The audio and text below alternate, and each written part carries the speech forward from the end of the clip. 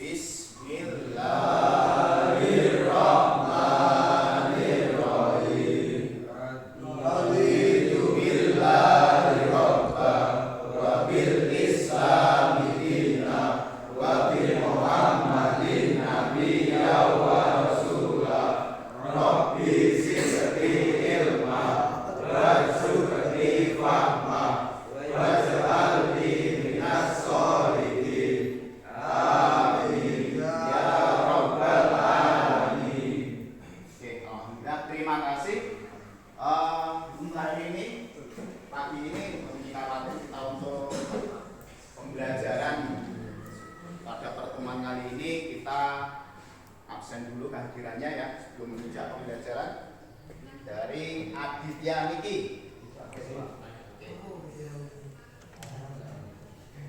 Agus Cahyono. Aldi Wasis Indra. Andika Dwi Cahya. Diangkat tangannya yang tinggi ya. Bayu Aditya Pratama.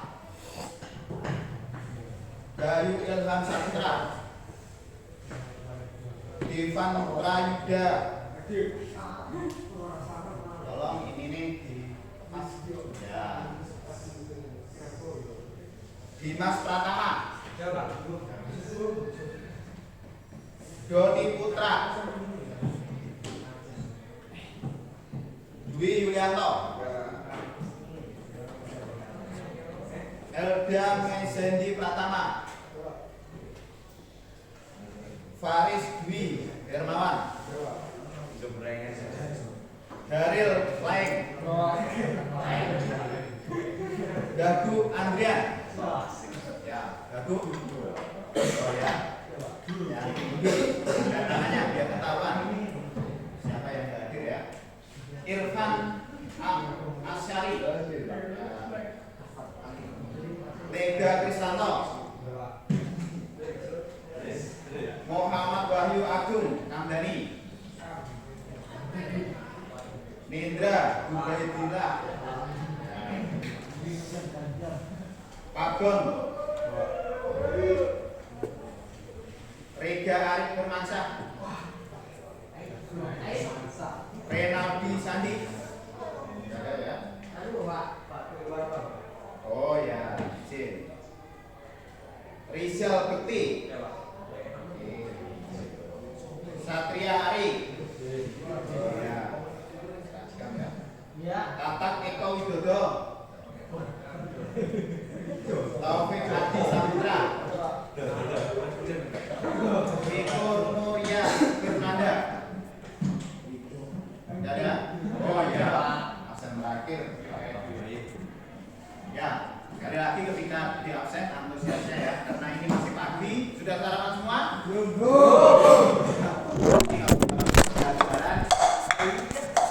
Habis pembelajaran nanti istirahat ya, bisa sarapan. Tapi menunggu jam 10.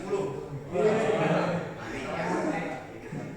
Nah, aku sesuai dengan yang saya berarti ada dua yang belum hadir hari ini. Semoga yang sakit atau itu sudah sembuh. Oke, untuk biar pembelajaran hari ini menjadi lebih fit, lebih bagus, mohon untuk seragamnya dirapikan dulu. Seragamnya, tasnya, alat tulisnya disiapkan, ya. Jangan bukunya terus di dalam tas, tapi dikeluarkan, pulpennya dikeluarkan. Biar hari ini kita semangat untuk belajar. Betul ya? Terus untuk keluar tas mohon untuk pintunya ditutup saja. Biar kita nyaman belajar dari pagi hari ini.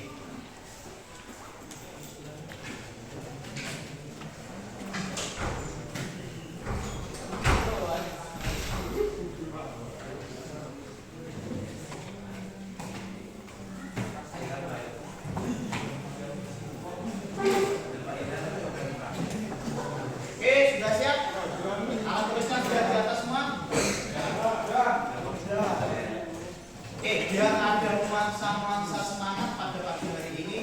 coba kita menggunakan Yel SMK. Apakah kalian masih ingat? Ingat Pak. Yel SMK? SMK? Bisa. SMK? Luar biasa. SMK Solo? Jaya luar biasa. Oke, kita coba.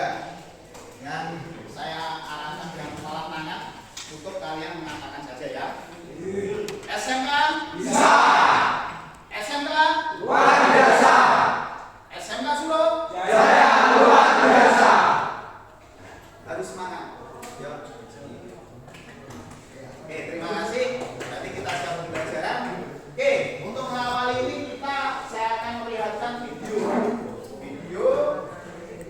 terkait dengan televisi karena materi hari ini adalah televisi dan radio PSRT ya. Nah, kita lihat video yang akan saya tampilkan.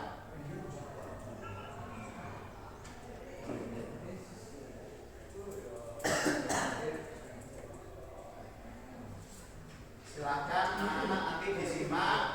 Kemudian kira-kira nanti apa sih hasil atau konten yang ada pada ini ya? Konten yang ada pada video tersebut.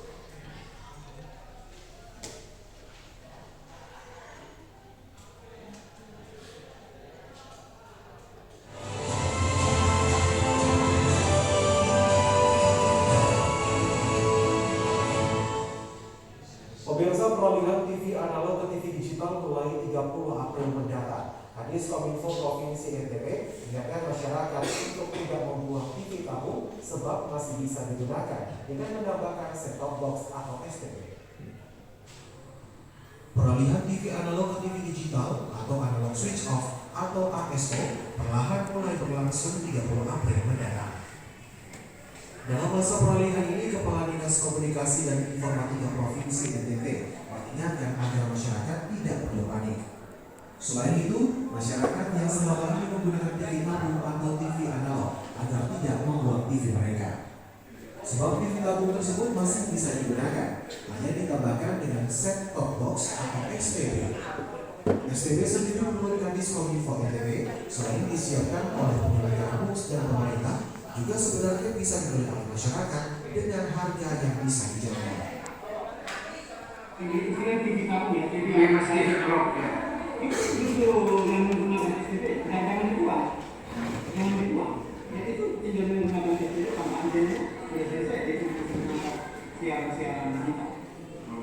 Jadi jangan dibuang ya, jadi diimbau dengan masyarakat.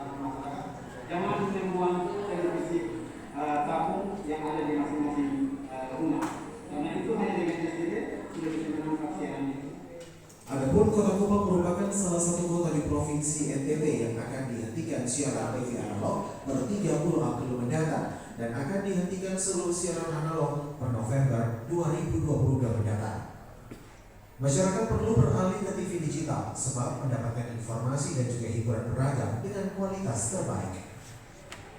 Dari Kupang, Fabianus Beni, di Banyumas melaporkan. Ya.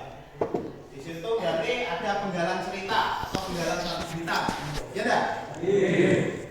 Dari Kupang, Nusa Tenggara Timur. Kupang itu di Nusa Tenggara Timur. Nah, kira-kira dari video itu apa yang kalian dapatkan? Coba salah satu ya. Iya, kelas. Dalam video yang disajikan bahwa televisi tabung tetap bisa digunakan untuk siaran digital dan menggunakan STB. Ya, tuh. Jadi dalam berita tadi, TV tabung tidak harus dibuang, bisa dimanfaatkan untuk TV digital dan menggunakan STB. Betul sekali. Yang lain? Ya, bawah yang belakang. Dalam video disebutkan bahwa juga STB dijangkau oleh masyarakat. Ya, betul. Disebutkan tadi dalam video juga seperti itu kan? Iya. Bahwa harga tabung, harga STB sebagai alat konversi dari digital ke analog itu juga terjangkau. Jadi mungkin kalian di rumah masih ada yang menggunakan TV tabung. Nah, itu nanti kalau sudah migrasi ke digital tetap bisa digunakan ya, tetap bisa digunakan dengan membeli set-top box. Oke, selanjutnya mungkin satu lagi ada yang, oh ya,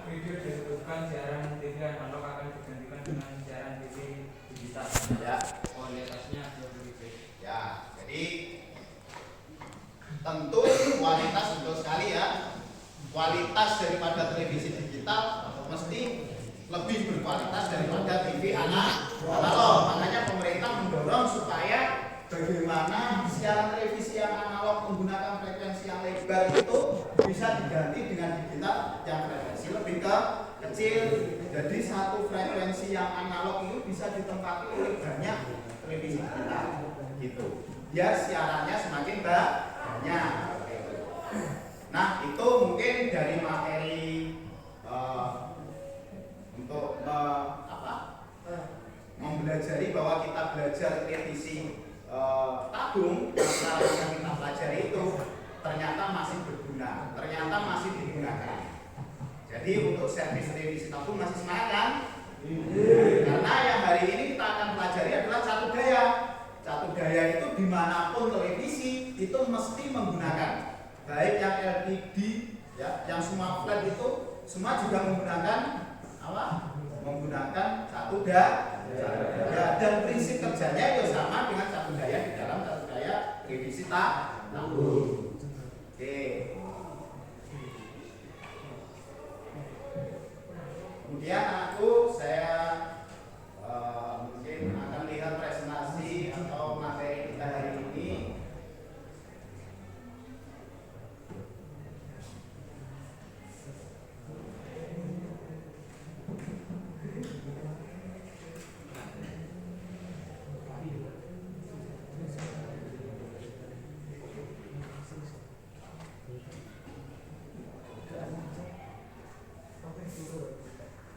Ya, kita pembelajaran ini adalah dengan materi rangkaian catur daya benda pada penerimaan televisi. Jadi materi kita hari ini itu yang akan kita bahas. Kemudian video sudah saya sajikan tadi, sudah kalian tanggapi juga. Nah, untuk selanjutnya karena kita sudah belajar ya, kemarin sudah belajar terkait televisi ini, coba materi atau tes pretest awal ini untuk melihat kesiapan kalian untuk belajar hari ini dikerjakan. Ya. Saya bagikan, sudah saya siapkan lembarannya. Namun ketua kelas pembagian satu persatu dikerjakan cukup sekitar 3 menit atau 5 menit saja, karena dijawab dengan singkat ya. Sesuai dengan ya satu-satu.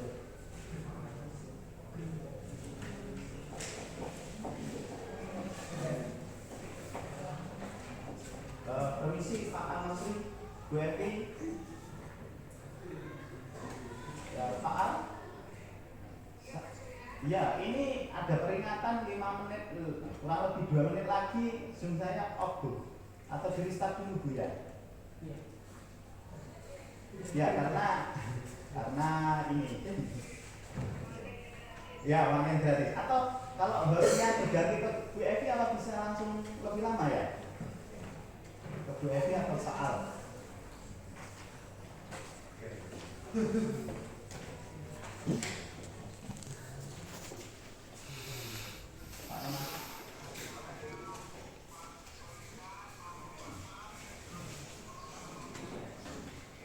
Oh begitu ya Pak? Ya saya coba untuk Pak Al jadi host. Siapa tahu nanti tidak tertutup. Ya.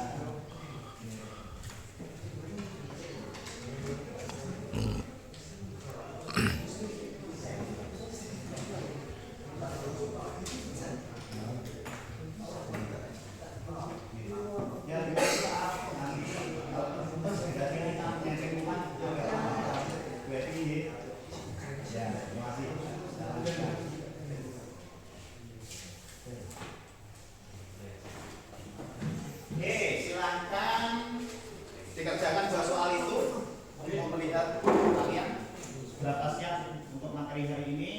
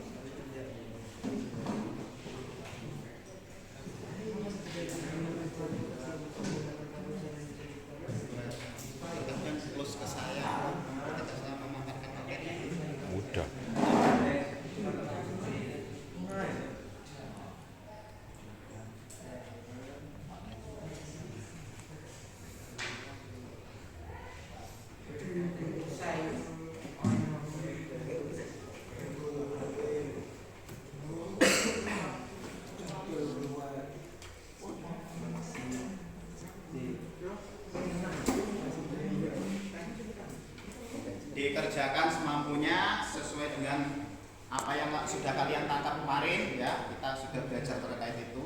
Dikerjakan semampunya saja untuk melihat kesiapan kalian. Kemudian ketua kelas mohon untuk dikumpulkan kembali ya.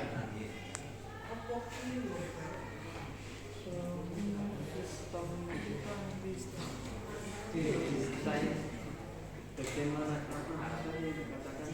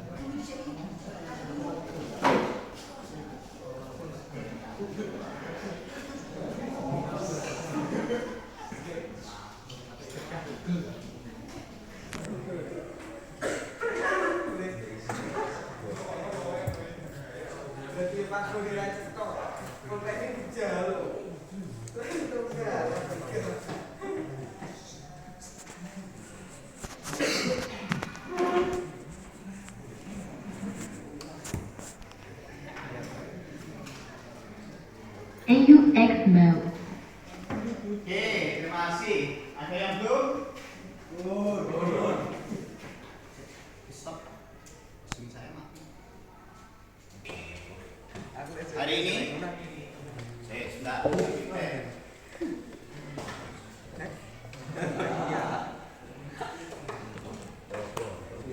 kita lanjutkan di layar kalian. Kalau kalian kita lihat, halo, yang kepalanya ditundukkan mohon untuk diri lagi. Ya, masa masih habis yang atau? Ya, ada televisi rusak dengan gambar yang seperti di depan, ya. Ada yang menghitam, ada yang kerlip-kerlip, bulat, ada yang hanya separuh RCTI itu ya. Contohnya, ada kadang televisi itu menghasilkan apa ya? Menghasilkan gambar yang hanya tegak lurus seperti itu, berupa gambar atau warna yang menyempit di tengah kemudian seperti garis. Orang berdiri kadang juga mendatar. Pernah seperti itu? Di tempat PKS sudah pernah ada yang macam itu? Ya. Nah, sambil mengingat-ingat kembali ya materi itu ketika kalian di PKS. Nah, kira-kira apa ya? Permasalahan tersebut karena apa? Mungkin di rumahnya ada yang bermasalah seperti ini? Tidak ada. Sebentar.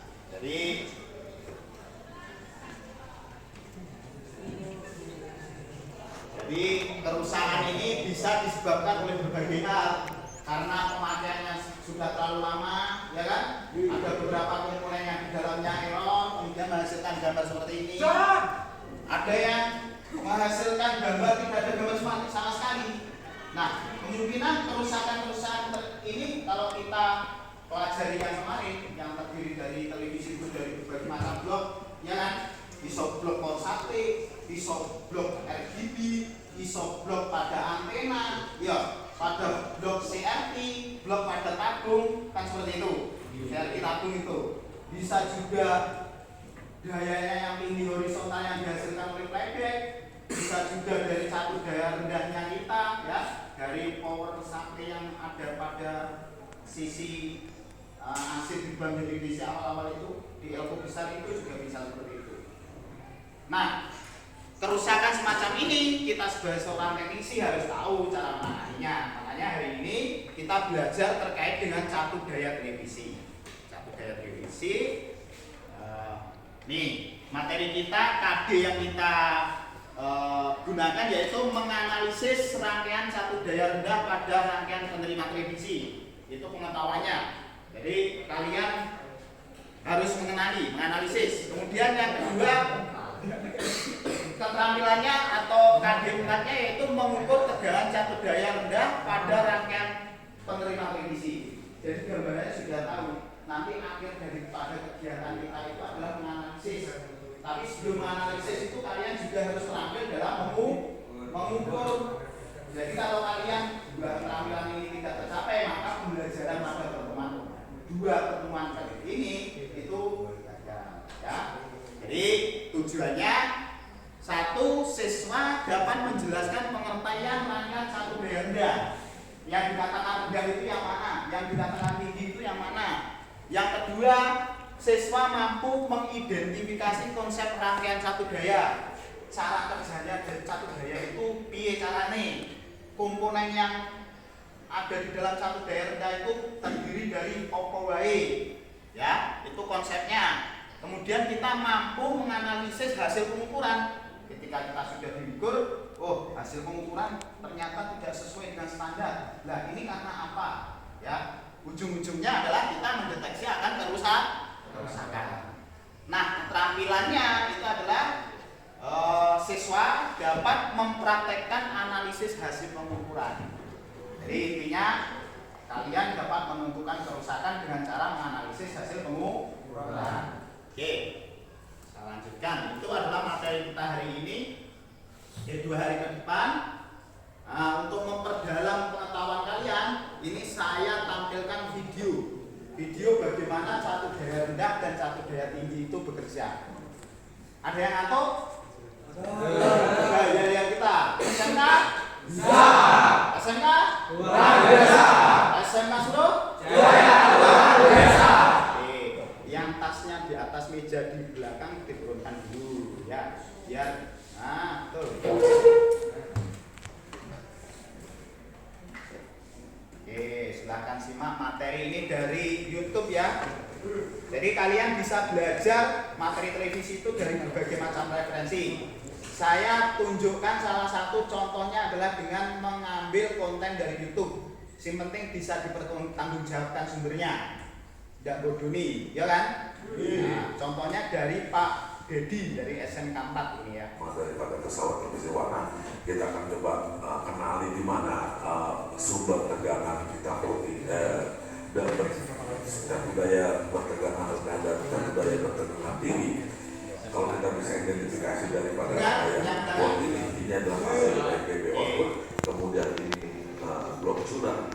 Di bawah ini ada IC yang besar, ada IC yang utama, di sini ada chroma, kontrol proses, luminance sampai dari RGB ada di IC ini. Nah kemudian ini adalah biasanya bagian IC suara. Ya, dekat-dekat sini ada konektor LR biasanya. Ya.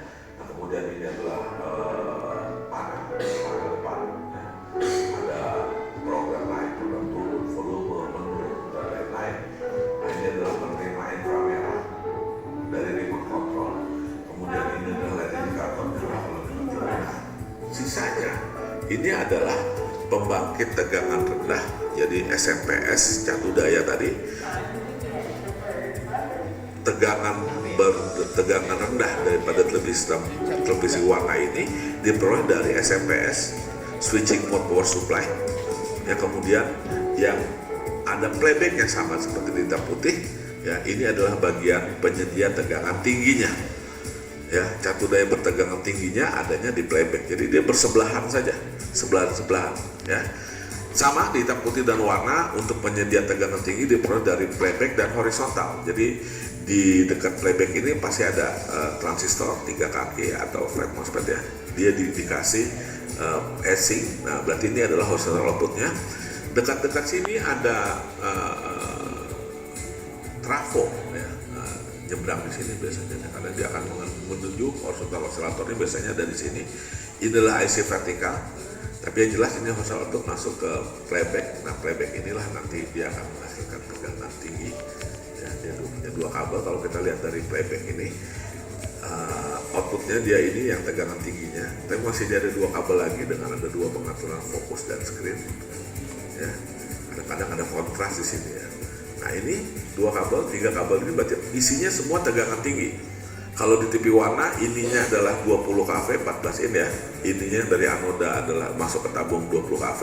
Kemudian yang masuk ke screen grid dan fokus grid ini adalah antara 300 dan 500 volt. Kadang-kadang sampai 1 kilovolt tergantung inci TV-nya ya. TV Jerman biasanya besar-besar ya, merek seperti Saba atau Metz ya, Louis itu. Kalau tipe-tipe Jepang, Toshiba, Samsung, dia biasanya tegangannya dia tidak terlalu besar. Ini Samsung Korea ya, Toshiba. Nah, ini yang playback, penyedia tegangan tingginya, ya, pada pesawat televisi. Kalau kita coba lihat lebih detail lagi, penyedia catur daya tegangan rendah pada televisi warna atau bagian SMPS, dia ada dua konektor dengan kabel 2 ya. Nah, yang pertama ini dua kabel inputnya. Ini dari on off langsung, Biasanya dari AC code masuk on off langsung. Dekat sini pasti ada fuse ini, ya. Ada fuse langsung masuk ke dioda bridge.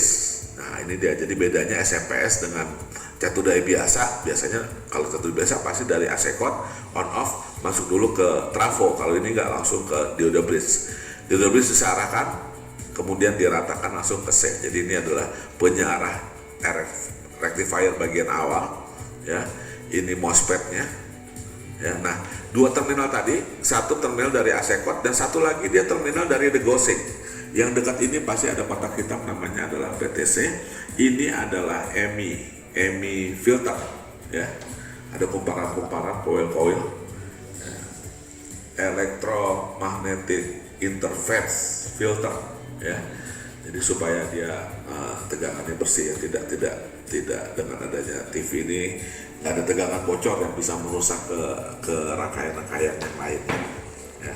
Ini transformator ya, transformator high frequency, ini switching ya, high frequency MOSFET ya, diputus-putus nyambung. Nah, biasanya dia dikontrol, ini ada optocoupler umpan balik ya, umpan baliknya di mana dia punya ininya ya. Nah, kemudian outputnya tegangan rendah ini.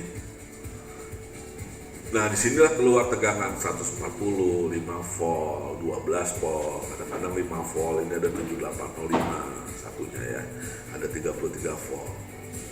Jadi ini sebagai penyedia tegangan rendah pada pesawat televisi berwarna. Kalau kita coba alokasikan ya, yang dekat dengan dengan colokan ini adalah bagian SMPS-nya, berarti dia berfungsi sebagai penyedia tegangan rendah. Yang ada playback-nya dekat horizontal output itu adalah sebagai bagian tegangan tinggi daripada pesawat televisi warna ya. Jadi ini tadi dua-duanya, ini dia saling bersebelahan. Kalau saya coba perbesar yang bagian bawahnya ini, saya perbesar ini ya. Kemudian bagian yang horizontal saya coba perbesar bagiannya. Ini adalah penyedia tegangan tinggi pada pesawat televisi berwarna ya. Saya ini yoke ya, ini yoke. Saya nggak melihat drivernya, nggak kelihatan di sini ya.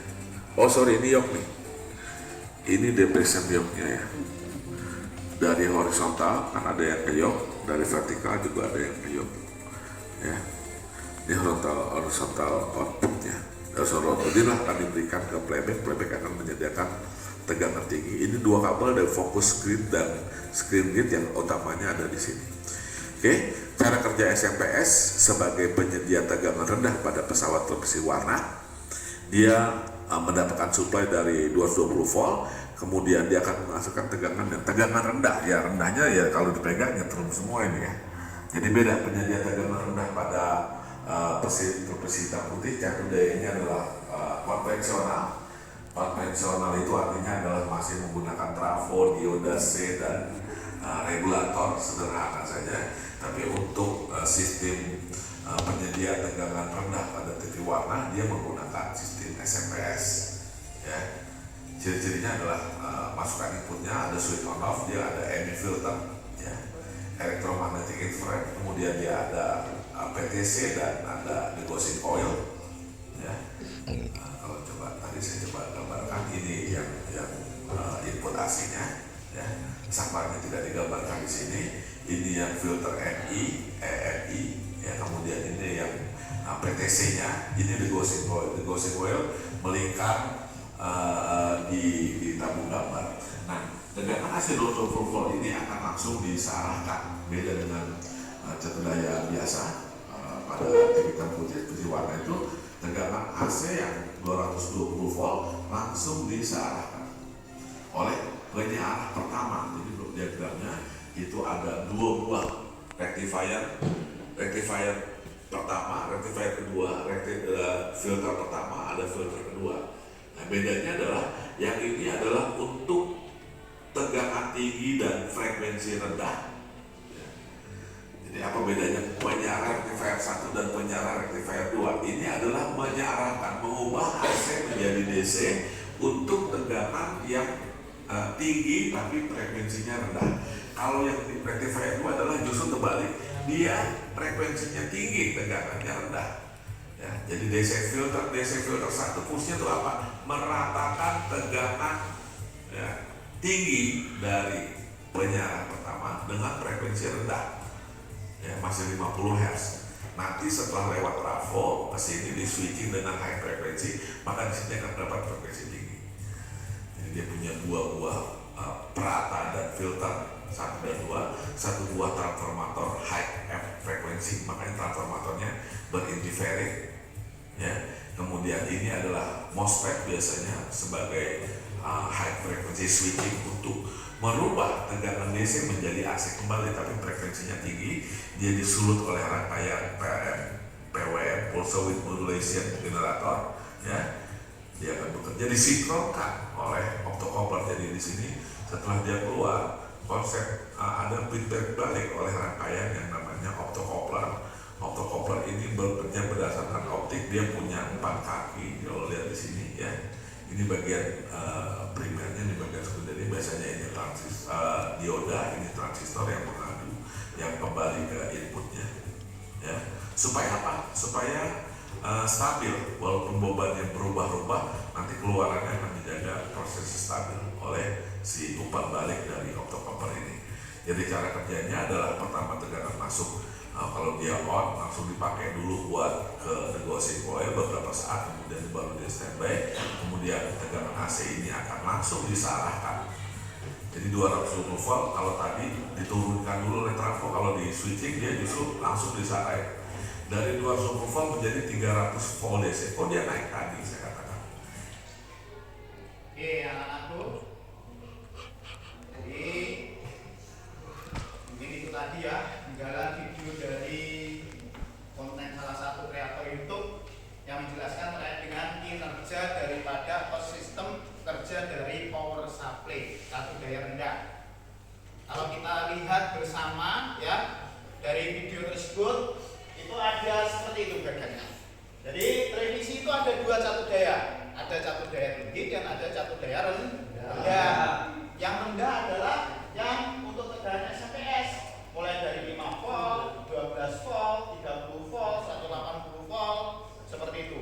Di sisi trafo switching yang pernah kita kenalkan dulu, ya dah? Kemudian yang kedua, catur daya tinggi. Di mana dikatakan catur daya tinggi? Adalah catur daya yang dihasilkan oleh playback. Warnanya hitam, itu jenis juga trafo stack up, ya. Itu menghasilkan tegangan antara 11 kV, 20 kV, hingga ratusan kV. Itu tergantung pada ukuran apa? TV-nya, betul. Pada ukuran tabungnya. Semakin gede tabung CRT-nya, maka dia akan semakin besar. Ya. Oke, selanjutnya Kalau kita sudah bisa mengidentifikasi mana yang rendah dan mana yang tinggi sesuai dengan video tadi, sistem kerjanya juga sudah dijelaskan bahwasanya untuk menghasilkan tegangan DC itu ada 2 kali penyiaran tegangan tinggi dengan frekuensi rendah, kemudian yang kedua penyiaran tegangan rendah dengan frekuensi tinggi. Nah, frekuensi dihasilkan dari mana? Dari sistem switching, yaitu transformator switching, sehingga menghasilkan frekuensi tinggi dengan tegangan rendah, sehingga outputnya itu bisa 11, 110, ada 5 ya, ada 9 volt, 10 volt dan lain sebagainya. Tergantung pada spesifikasi daripada mesin televisi. Nah, untuk kali ini ya, kita akan bergelut di mesin televisi Cina. Jadi mesin ini mudah didapat. Oleh sebab itu kita harus belajar dari situ ya. Nah, ini adalah skema rangkaiannya televisi. Jadi kalian nanti hari ini akan diberi tugas atau akan bekerja mengenai ini analisis rangkaian skematik ini dicocokkan dengan yang ada di boardnya ya, yang ada di boardnya, mulai dari sisi steker masuk dalam fuse, masuk dalam filter yang terdiri dari apa filter kemarin? Ada induktor, ada kapasitor. Masuk dalam penyiaran yaitu dioda bridge atau kiprok, kita kenal ya. Masuk lagi ke apa?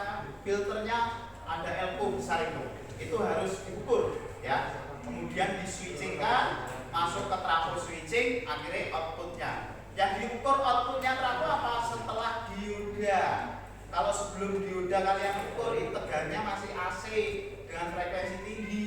Kalau menggunakan alat ukur multimeter, untuk itu tidak bisa bekerja. Oleh sebab itu yang diukur tegangan DC setelah dioda. Oke.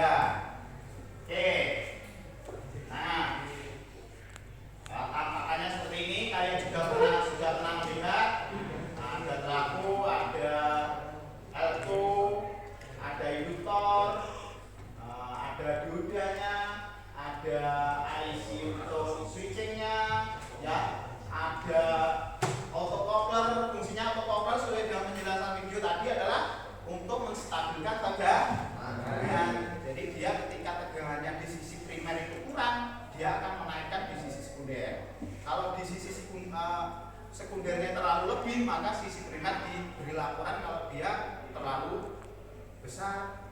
Oleh sebab itu harus diturunkan. Jadi autocoupler itu ibaratnya polisi yang suka melapor. Gue aku kurang listrik, tambah listrik. Gue aku kelebihan listrik, ngomong listriknya ya. Jadi untuk televisi tabung kan ada listriknya atau dayanya kan berubah-ubah sesuai dengan gambar. Ada kalanya gambarnya hitam, berarti dayanya kecil. Ada kalanya gambarnya putih ya, itu menggunakan energi yang besar. Oke, anak-anakku, kita hari ini proyeknya yaitu mengerjakan proyek 2 pertemuan yang akan datang hari ini dan pertemuan berikutnya ya. Itu adalah menganalisis hasil pengukuran satu daya rendah televisi. Ceritanya adalah kalian melakukan pengukuran pada titik-titik tremor yang sudah disediakan, kemudian hasilnya kalian analisis di mana terjadi kerusakan, di mana terjadi tidak kesesuaian untuk pengukuran. Kalau nanti tidak sesuai berarti ada yang miss, ada yang rusak, ya kan? Nah, nanti rusaknya gimana? Itu yang harus kalian kerjakan dalam bentuk proyek, ya. Hasil dari proyek adalah laporannya. Jadi laporan itu hasil dari proyek kalian untuk 2 pertemuan ini terkait dengan hasil ukur dan analisisnya. Oke, coba kelas membagikan ini, membagikan job sheet dan bahan ajarnya satu persatu, ya. Dan sambil berjalan kita membuat kelompok, ya. Dikelompokkan berdasarkan absen saja. Absen 1, 5, jadi 1. 5, 10, kan total kita ada sekitar 25, berarti ada 5 kelompok. Betul ya? Atau duduknya ini sudah sesuai dengan kelompoknya? Oke, kalau sudah berarti ya tinggal duduk di tempat saja, nanti dengan gilirannya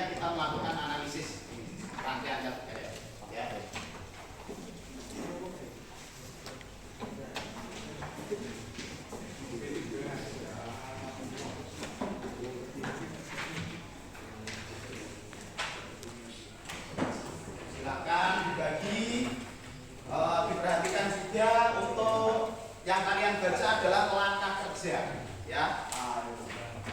Langkah kerja itu ada di job sheet, belakang. Mas yang anu atau cuci muka dulu ke belakang.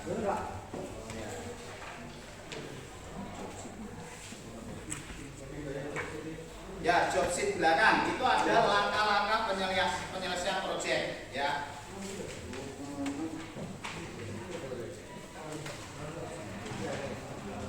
Ya, itu silakan sudah dapat semua?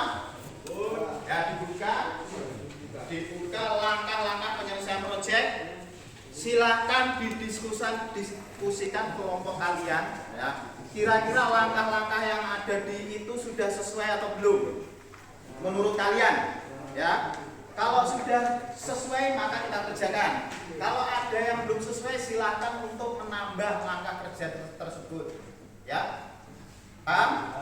Nah, per kelompok ini silakan mendiskusikan, ya, karena kelompoknya sudah dibentuk sesuai dengan absennya, duduknya sudah ada 5 bangku. Berarti ini kelompok 1, nanti ketuanya Dwi, ya.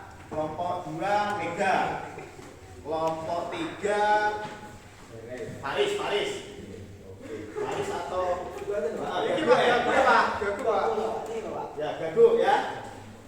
Harus ada ketua kelompoknya karena terakhir nanti ada presentasi. Terus ini Taufik, ya, Taufik. Ini siapa? Diva. Ya, Diva. Kalau sudah ada kelompoknya silakan dibaca kira-kira langkah apa yang perlu diperbarui.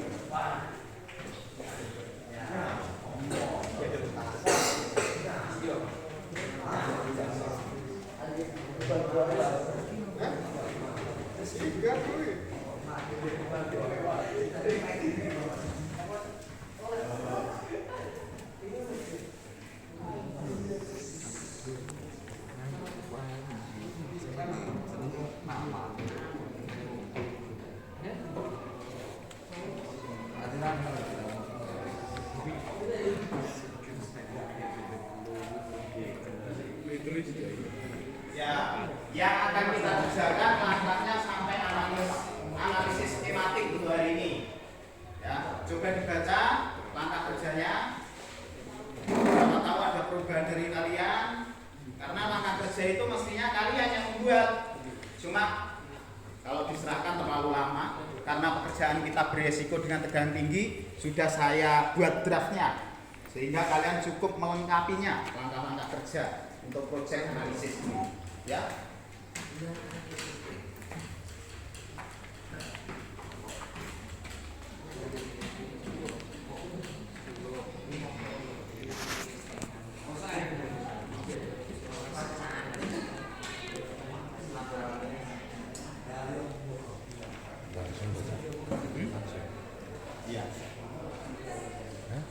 Ya, terus kalau apakah ada dari kelompok tertentu yang mengusulkan langkah kerjanya tidak seperti itu? Ada? Tidak ada, ya. Jadi saya bacakan pertama untuk pertemuan pertama ini adalah kita siapkan modul ajar, ya. Modul ajar berupa televisi. Kita sudah ditempatkan 4 trainer televisi, ya. Untuk televisi 1 ada di sebelah sini. Ini cuma mesinnya saja. Televisi 2 juga berupa mesinnya. Televisi 3 ada tabung SRP-nya juga, ada mesinnya sudah dibuka. Televisi 4 juga seperti itu. Nah, langkah kerjanya kalian siapkan instrumen sudah ada, alat ukurnya sudah disediakan, ya. Ada 4 juga, nanti bisa didistribusikan. Kemudian buka televisinya juga sudah terbuka semua. Kemudian yang keempat, analisis rangkaian satu gaya sesuai dengan skematik, ya. Tujuan kalian, ya, hari ini adalah menentukan ini.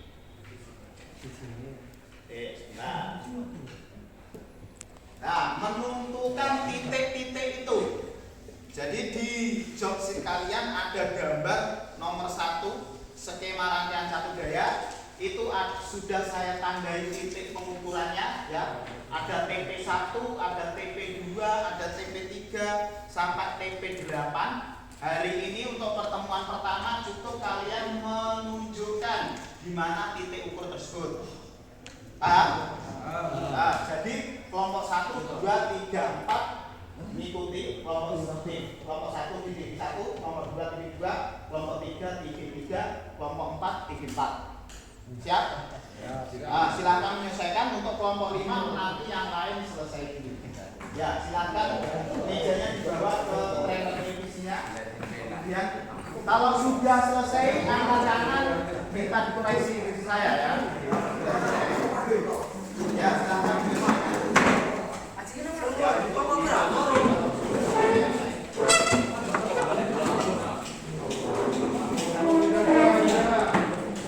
Feedbacknya insya Allah sudah aman kecuali yang si IT ya, yang anggota kerja ini.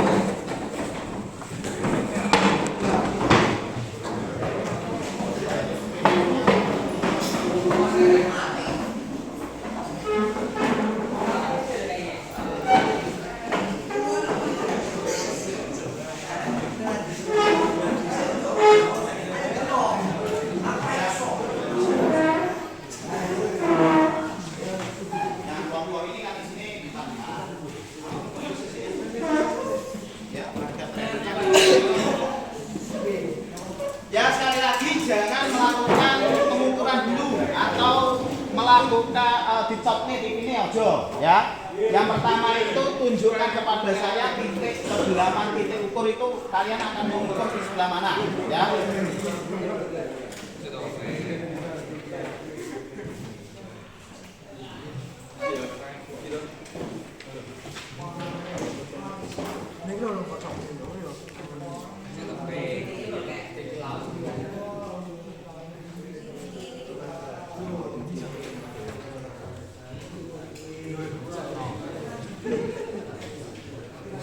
Oke, kelompok 1 kalau tidak disesuaikan dengan ini.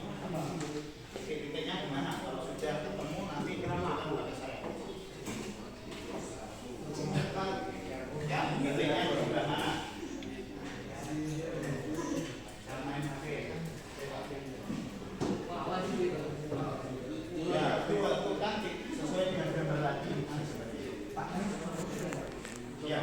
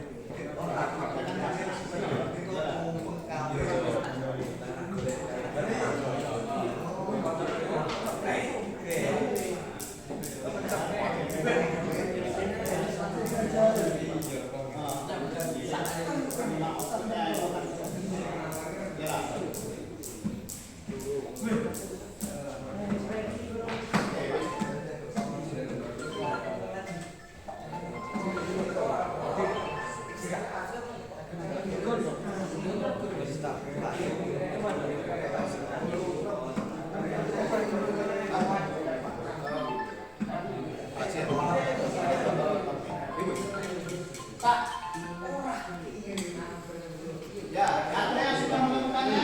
Coba nomor 1 tunjukkan titik 1 mana? Sehingga Pak. Titik 1, titik 2.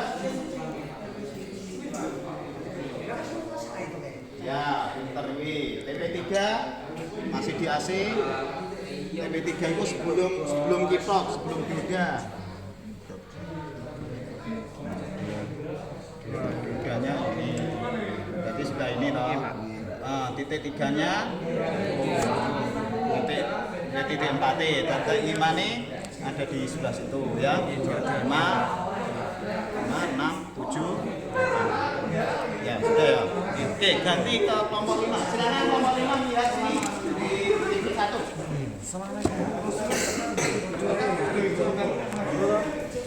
Oke, titik 1 sudah bisa menunjukkannya. Titik 2,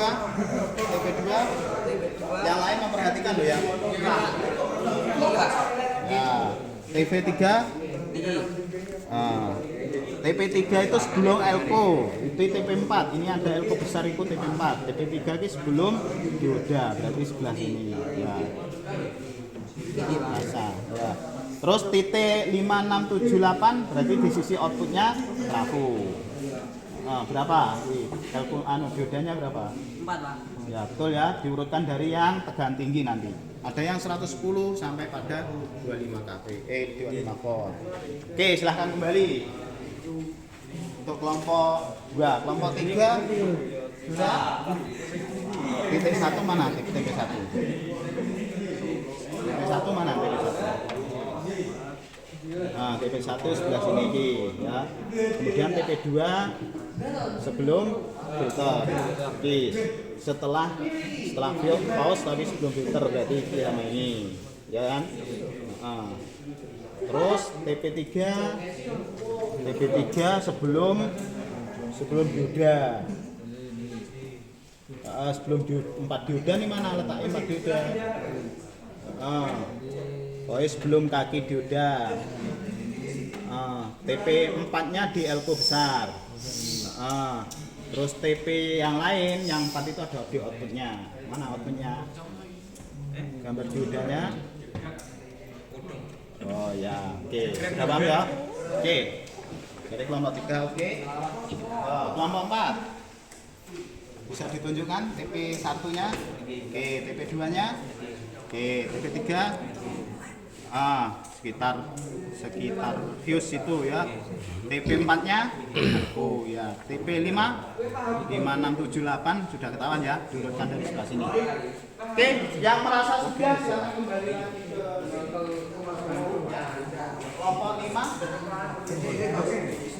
TP1 nya sudah ketahuan. Ini Pak. Ya, TP1 masuknya ini. TP2 setelah fuse ini sama ini atau ini. Terus TP3 nya ini ya sebelum DC kan ini sampai gini enggak sini, atau ini pakai ini juga boleh. Kemudian L2 nya ini TP4 ya, TP5678 oh ya, nanti ngukurnya setelah dioda ya. Oke, saya kira semua sudah tahu titik-titiknya. Silakan kembali ke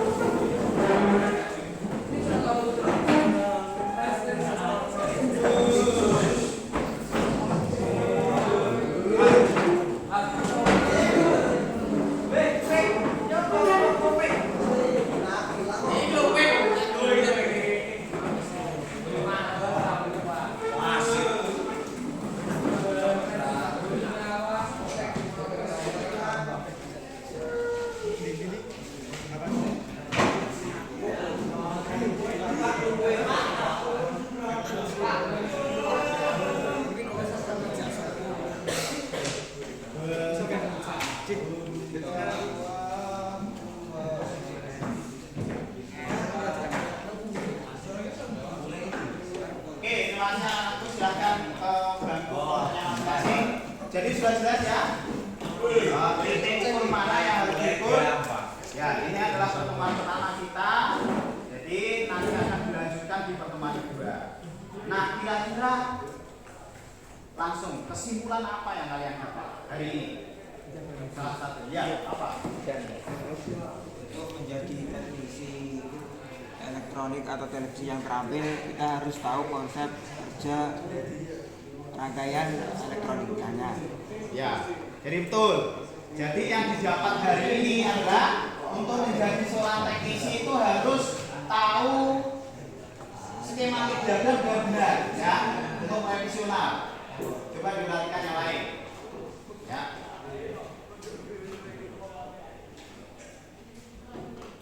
SMK? Bisa. SMK? Luar biasa. SMK Solo? Jaya. Luar biasa. Oke. Fokus kembali. Zoom-nya off. Saya kira karena sudah pembelajaran tidak apa-apa, kita lanjutkan untuk syutingnya ya. Jadi itu kesimpulannya yang kita ambil pada pertemuan kali ini. Tetapi kesimpulan kegiatan hari ini apa kira-kira? Terkait dengan ini. Ya, ya silakan. Mungkin Mas? Iya toh. Ya. Satu daya rendah direvisi adalah satu dengan tegangan kurang dari 200 volt DC. Sedangkan satu daya tinggi tegangan yang dihasilkan dari feedback. Ya. Jadi itu ya materi yang kita dapatkan. Satu daya rendah itu yang ratusan kV, satu daya tinggi adalah kiloan kV ya, yang dihasilkan oleh feedback. Mungkin ada yang lain? Yang lain? Ya silakan Rega. Untuk melakukan pengukuran, kita harus menentukan titik ukur dengan menganalisa gambar skematik rangkaian daya. Ya betul. Jadi hari ini yang kita lakukan itu ya. Jadi pengertiannya sudah jelas. Alat ukur atau skematik untuk menghasilkan titik ukur itu juga sudah jelas. Jadi pertemuannya akan datang. Kita lagi membahas Forsapit revisi, tetapi pada pengukuran. Pengukuran apa? Pengukuran tadi ya, langkah selanjutnya diukur, dinyalakan, tapi juga hati-hati karena itu adalah tegangan tinggi. Seperti itu. Nah, sebelum saya selesaikan materi ini untuk evaluasi coba ada post test, silakan dikerjakan sesuai dengan kemampuan dan pemahaman kalian. Pilihan ganda ada, silakan dikerjakan.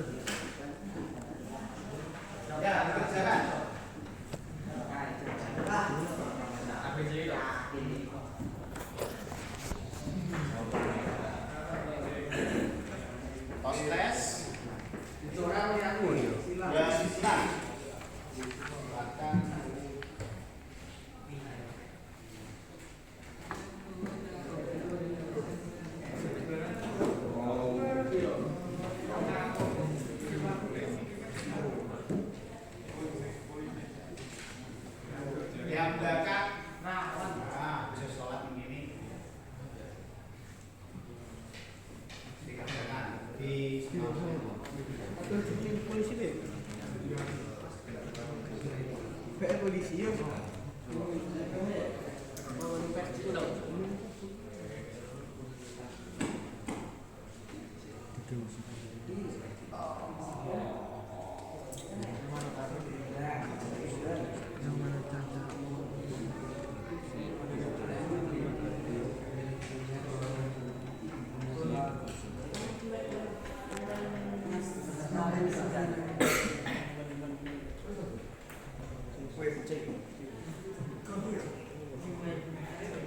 Oke, bagi yang sudah dikumpulkan oh iya, bekerja sama.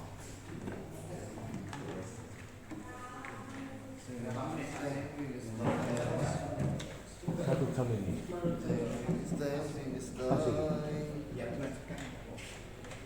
Oke, silakan tinggal mencoret ketua kelas untuk menghibur jawabannya.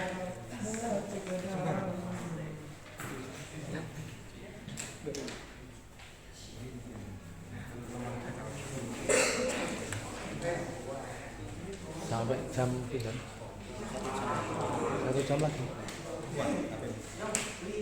Embuh. Tidak dipateni sih. Dipateni sih langsung. Iki wis iki.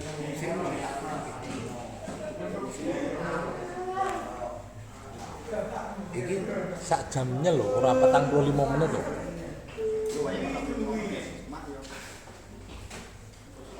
Oh iya. Oke, silakan dikumpulkan. Yang